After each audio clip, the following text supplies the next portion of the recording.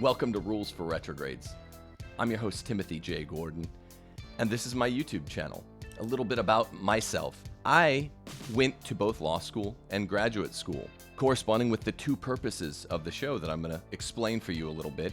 I have two areas of expertise. I went to law school not to practice law, but to study the Constitution at the best law school I could find to make a serious dive into constitutional studies, and I did so. Also, I have a master's degree and a licentiate in Aristotomist philosophy, and I'm working on a doctorate in Aristotomist philosophy.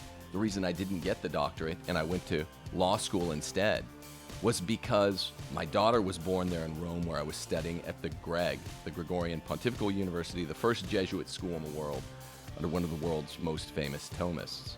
Came back here, went to law school, did a bunch of other things like start this podcast, and now I'm finishing the doctorate that I hoped to complete in Rome.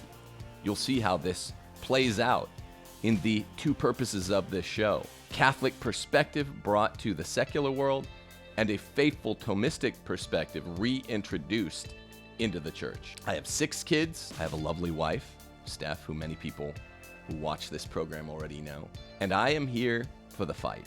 Welcome also to my newer subscribers. Lots of you have been with me for 2 to 3 years. I'd like to tell you a little bit about what we do here on Rules for Retrogrades.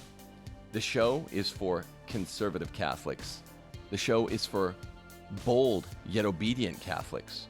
And what it offers is a traditional perspective, a show of analysis that is in the world but not of the world, partly of secular culture and politics, and partly of the church's culture and politics. There aren't any other shows out there on the internet that do exactly what I do, which is very close to half-half. Secular culture, Catholic culture. Tradition for bold yet obedient Catholics is what Rules for Retrogrades is all about. It's what I founded the channel on. The skull behind me that you see that gets a lot of comments reminds everyone to remember their death, memento mori. There is a small crypt in the Barberini Piazza in Rome, where I lived for a time, where my first daughter was born. It's called the Capuchin Crypt. It's made all of Capuchin monks' bones, the skulls, the skins. It's terrifying. But what it's attempting to do is to have folks that visited memento mori remember their deaths.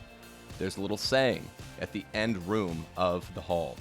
It goes like this: what you are now, we once were. What we are now, you soon will be.